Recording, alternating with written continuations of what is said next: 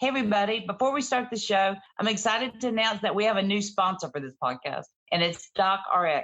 DocRx is a family-oriented company dedicated to tailor operational solutions for patient health and compliance programs that increases the quality and efficiency of patient-centered care, and always with the mission of the patient's health first. With over 10 years of experience helping doctors and their patients with diagnostic testing, patient monitoring, medical supplies, compliance, wholesale pharmacy, physician dispensing, billing, and much more.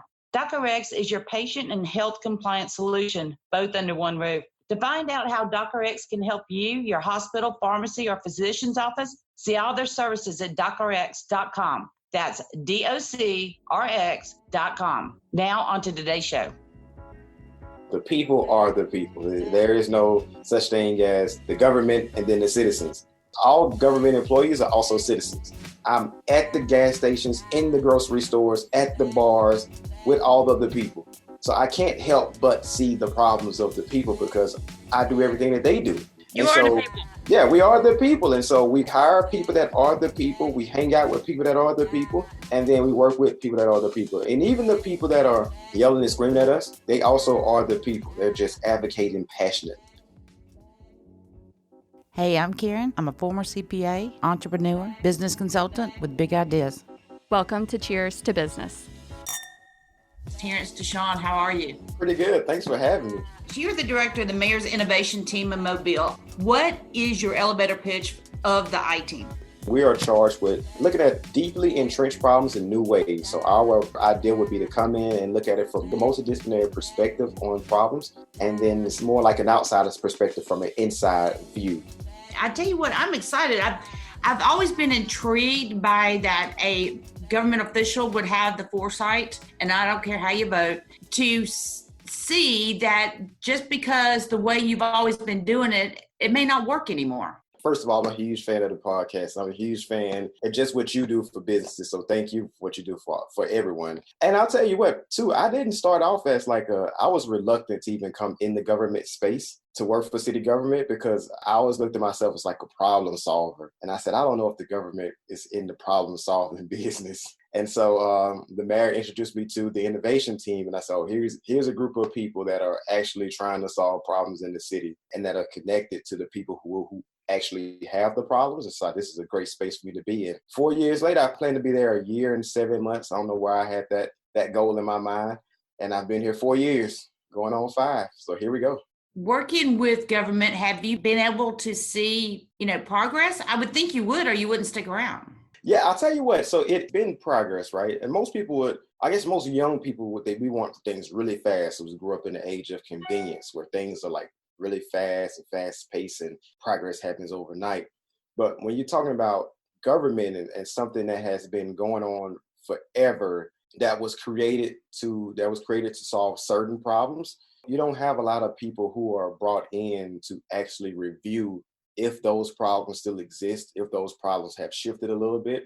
And so one of the things that, I had to do is I had to engage older people who have been seasoned in government from across the world. So I knew that we worked in Mobile, but I wanted to go to California, New York, and all these other places to learn from these people. And one of the people I learned from the most is Rick Cole, who was the city manager for Santa Monica, who's also the deputy mayor of LA.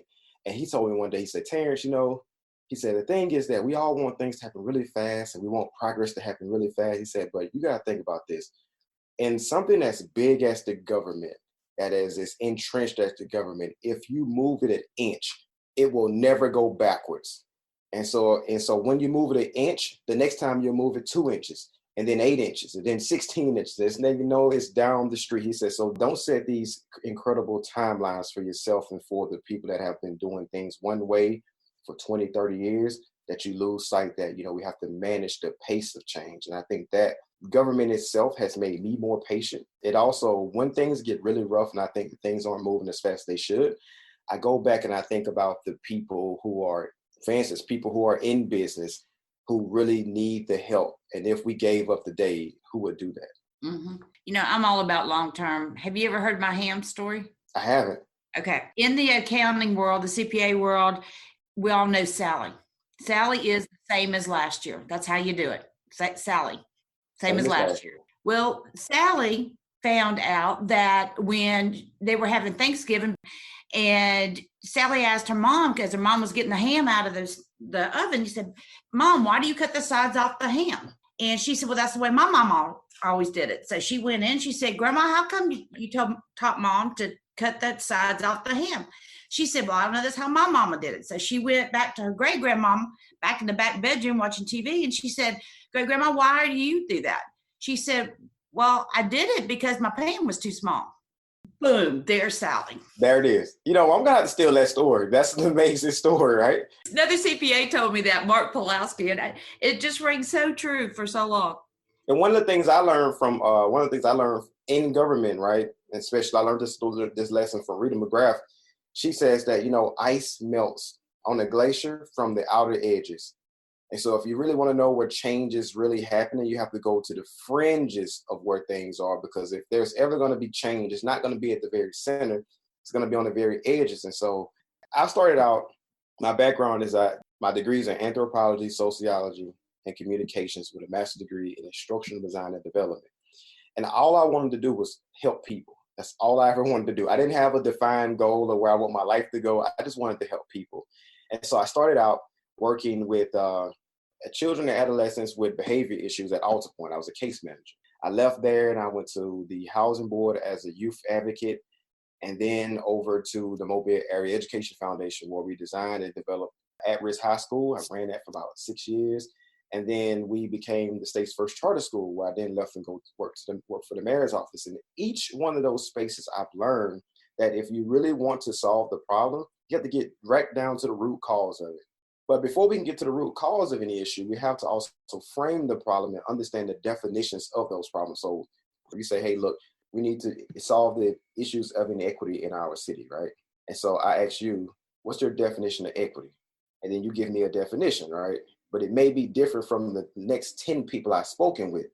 So if I'm operating in the very center of it all, and I use the commonly used definitions, but I'm not on the fringes of where we are talking to all of the people, and I start to solve a problem, am I actually solving the problem without a clear definition or a problem statement? And so I learned that inside of government really fast, that, hey, look, if you're going to solve problems, you're going to have to go out and get some clear definitions and understanding of why people do certain things. So your Sally story was amazing. I will be using it. I totally believe that the why is everything, but I have found what's been successful for me and the people around me, the teams that I try to build, is that the process of elimination. If I take out what I know, mm-hmm.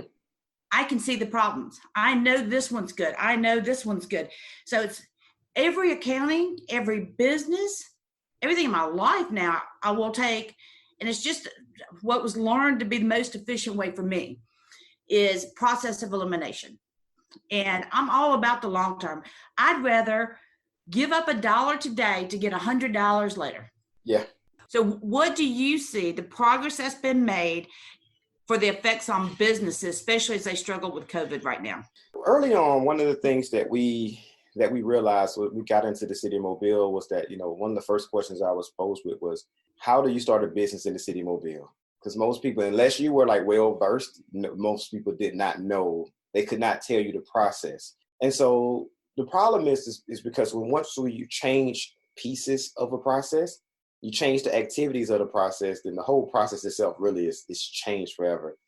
And so one of the things that we started to do, we started to go in and start to document how to start a business, and quickly realize that there is no one way to start.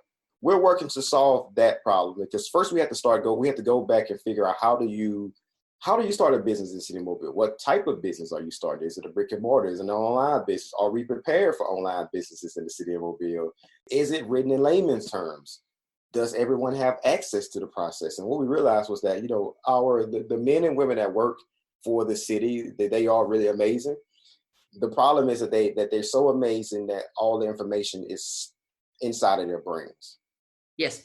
And so when it is stuck in their brains, it's not easy for them to realize that everyone else is not as well versed on the process as them.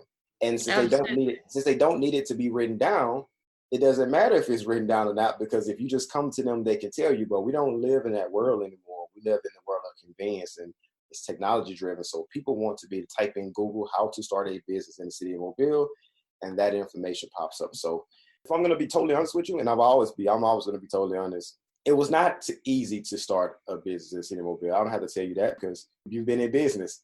And so one of the things we realized was that we did not have clear information out prepared for people to take it in. So in my office, if you can imagine, it's this big space, and we have all these roadmaps of how to start a business in the city of Mobile. We have all these different personas that were actually built on business owners in the city of Mobile and people who come to the city to start a business, because those are also two different people. There's going to be a different level from someone who has access to someone who has already started a business, and someone who has zero access to anyone who's ever started a business. So we have to break all of those pieces out. And then what we really arrived at was 8 points that showed all the details of issues within the departments. And where we are now is that we realized that we need a business portal. And it can't be like everyone else's business portal. It has to be a Mobile business portal. Now, a lot of people look at that and say, that's totally crazy, Terrence. Well, we looked at LA's business portal, and we looked at Miami's, and we looked at all these other people's business portals. And we realized that in Mobile, we have different issues because we're on the water. We have floodplain issues, and we have historic buildings and all these other issues. And so we have to account for all of those different issues inside of the city and put them in a place where you can go in and type, I am starting a daycare in the city of Mobile. And it tells you where the buildings that are currently zoned for that type of business, where you can go through all the permits you're going to need, all the people that you're going to need to talk to, and the entire process. So when you're mapping your day out, you're not having to bump your head 100 times going from department to department. I like how you're doing something that I couldn't do that, because I have the steps, what's in line. You get an attorney, drop your paperwork, federal ID.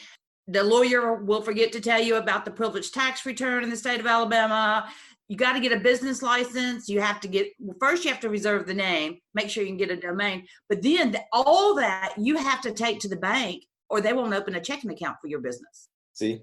It's a checklist. The problem, though, was that inside of the government, there had never been anyone who can tie in all of these internal and external stakeholders. So even if the government did it, it would only deal with the internal stakeholders.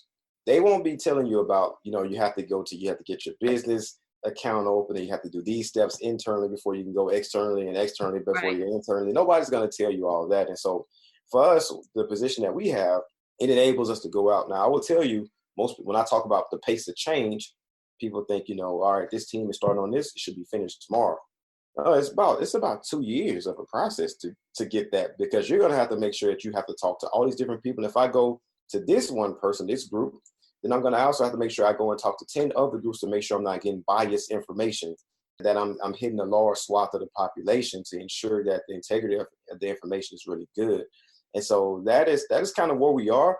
It has been an amazing process to learn the difficulties and the barriers to starting a business in the city of Mobile, but to also start to see those barriers come down and to realize that how do we not get so caught up and rest on our laurels when we make one change that people start celebrating and we get a little press and we get happy, right? Because what happens is if we change the department just a little bit, everything that we did before is now obsolete, and we have to go back and keep changing it. So now government is in this space of understanding, yes, we do need the experts in the fields, but we also need people who can look at the bigger picture, always, all the moving parts, and how do we make sure that the gears are moving in the same space, right? And private entities have been doing it for years because they have to. If you're in business and you don't keep up, you're going to fail. But government is so big that they don't really have to keep up until now you start realizing that COVID-19 is hit and it is wreaking havoc on everything. And so now all the governments are scrambling and they're trying to figure out how do we stay ahead of these things. We can't afford to solve problems as they arise. So in our team, we like to operate 3 different principles, right? It's hindsight, insight, and foresight. After it's over, you can go back, you can say that people say hindsight is 20/20. After it's over, you can look back and say, we should have did this, this, this, this, and this. Well, in something like the government and this economy and the health of our people, we can't afford to always look back and say, well, after this is over, we'll know everything we need to know. Government doesn't have to reinvent itself to survive, and businesses do. They have to constantly reinvent themselves. So you're talking a business portal. Tell me in your mind what the end vision, what is that? So imagine it being Google for the process itself. It's like Google is like a checklist. It's like a persona process map. It has everything you need. So if I am going to, like, for instance, I'll give you an example. What I found inside the city of Mobile that pains most brick and mortar businesses is that they will go and they will say, this building is the building I want to start a business in. And they will go and they will lease that building. And then they realize they have to go to the city to get their business license or to see if it's zoned properly. So they go to zoning, which they never heard of zoning. They go to zoning and zoning say, oh yeah, you're not, that building is not zoned for that. You're gonna have it rezoned. So now they have to go through all these review boards. All this time, these guys have like probably about 12 months of reserve built up, where you're about to burn 6 of them trying to get your building rezoned. And so this portal is more like a guide. Don't forget permits. Yeah, permits and all that. Well, even before you even get to the permits, you got to be zoned properly. And so zoning is going to take up a ton of your time. And so, but the inside of the government, we're saying, hey, you should have known this. And the people are saying, I've never heard of zoning before. I knew I wanted to start a business. I got a business license. I found a building. And so now what this portal would do for you, though, is that you're able to go in and you're able to type in the type of business that you're started, and it gives you the process of what you're going to do. And you can check, you make sure that you're going in succinct order and that order is directly aligned with the type of business you're starting and the government's process. Every step by step, it's almost like hand holding you to walk through the process. Because before we've had other process, we have other things that were placed that we had in place, like pre-development meetings where they bring in all of the trades and all of the stakeholders around the table to kind of tell you what you're going to do. Well, that can also be overwhelming for someone who's coming into the government to start a business, because if you're thinking it's very easy and you get there and you have 14 different master tradesmen around the room telling you what you can and can't do, it makes it easier if the process is lined out based on your business, not a generic process, but the process that's outlined directly for you. That's kind of what this thing does. It's like Google for starting your specific business. I like how you can pick the different industries. It is different. Now, will it be state will you have the state, what you have to do there? We've got all of the internal processes down pat, right? Those are down. The beauty of what we do in the design thinking methodology and models is that when you put something out, it is not the final version. Like most people they like to, hey, look, I'm going to create something for you, Karen, and they give it to you, and it's like, this is the final version. Like, no, we utilize the model where you have a control group, right? The people that you can operate with, that you can mess up with, and you can iterate and fix it, and then you move it to the next circle, which is the internal circle. And then those are the guys they're like just outside the control group, but they're kind of insiders, and they can help give you even more feedback. And then you move it out to the external group, and then they give you even more feedback. Now, by the way, the external group, they're not as forgiving as the internal and the control group. So you have to make sure that you had it buttoned up pretty good at that point, and then you push it out to the world. And so for us, by the time we push anything out, it's been vetted about 6 times. And so what you're saying is definitely something that we're gonna have to bring you in to actually look at this thing and make sure that we're solving your problem, right? Because we have to make sure we're solving the problems for the industries, for the places that are gonna, when it goes outside of the city of Mobile, we accounted for that. And most times people will tell you, well, it's outside of the city's jurisdiction, so it's not our problem. It is our problem because these people want to start a business in the city of Mobile, which is going to bring tax revenue, and it's going to increase the quality of life and the culture of our city and the service delivery options. If we can't help you start a business in the city of Mobile because there's something that's impacting you outside of the city of Mobile, then we also have to make that part of our problem solving methodology. I owe you an apology because you're in there and trying to change. I like how you did it on Marcus Netto's podcast, Mobile, Alabama. Uh-huh. And you said you're talking and trying to change somebody who knows what they do because they've done it for 25 years, but it only worked the first 15.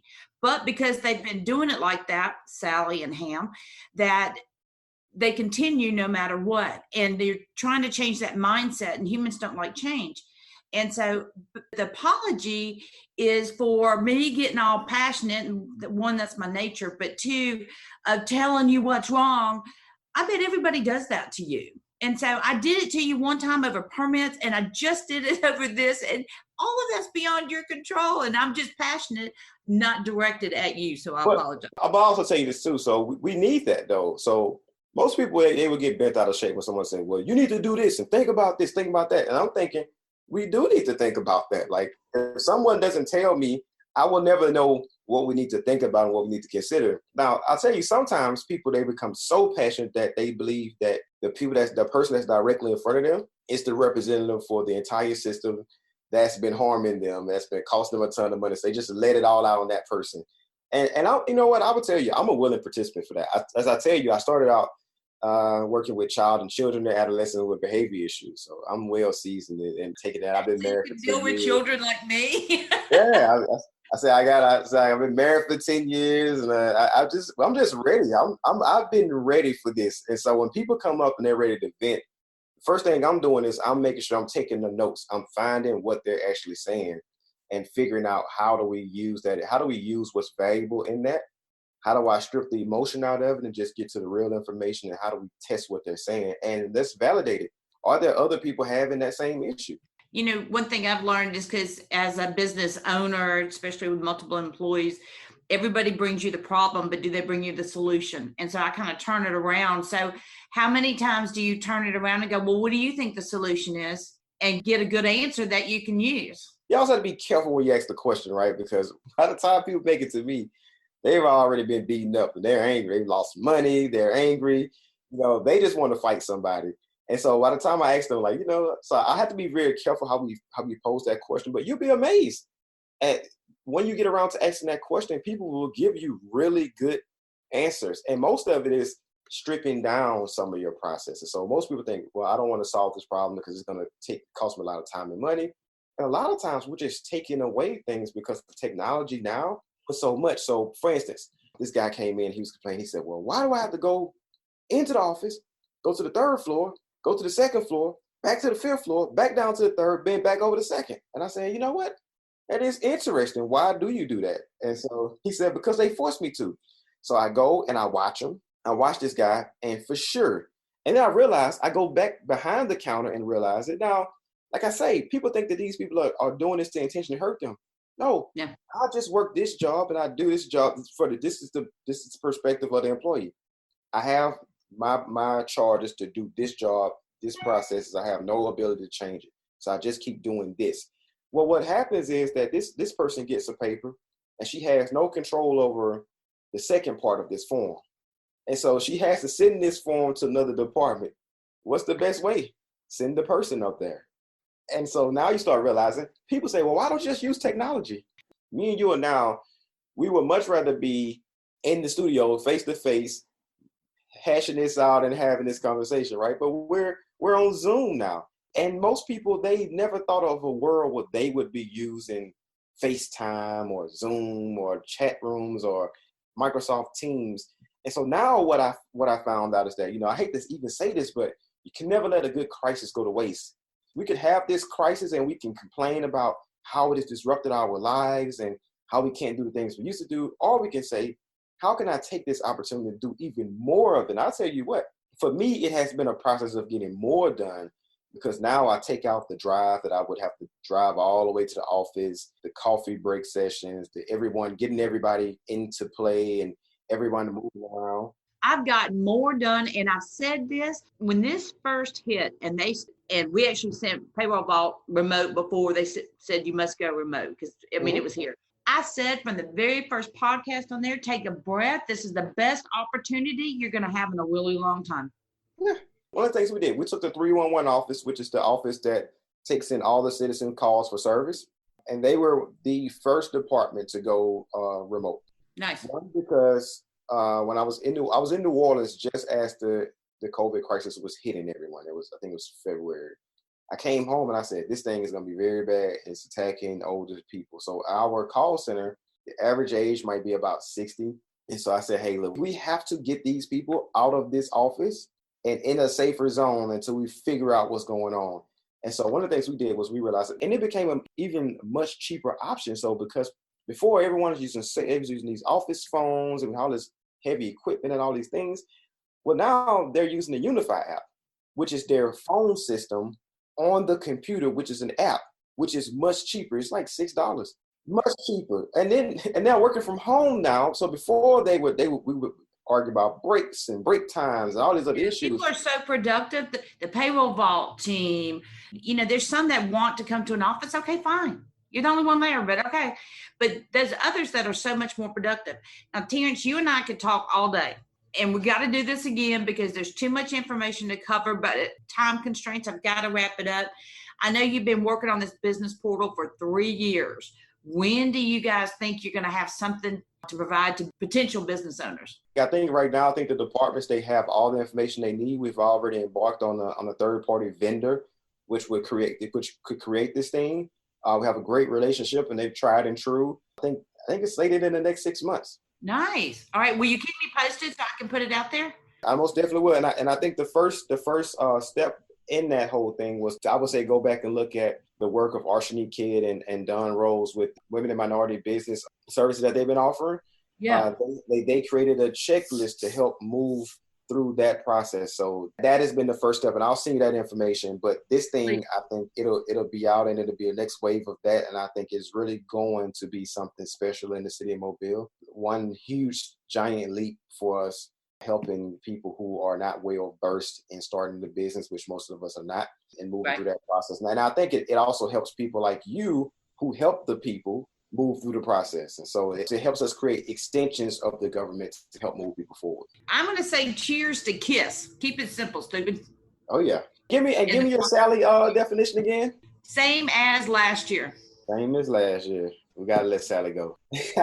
Well, I tell you what, thank you so much for having me. Like I say, I can't say this enough. I have so much respect for what you do for the business community and how you operate. It is amazing. The show is really good. I've learned so much from your show, not just about business, but about people and problems. And I don't know if you even realize that, but thank you for helping make Mobile just a little bit better and helping the people become just a little bit smarter. Thank you. And we're going to tell people right now, if you got a problem, help find a solution. Oh, yeah. So how do they get in touch with the team? Our email is innovation@cityofmobile.org. But you can also go to our website, which is iTeamMobile, and there you can just type it into Google.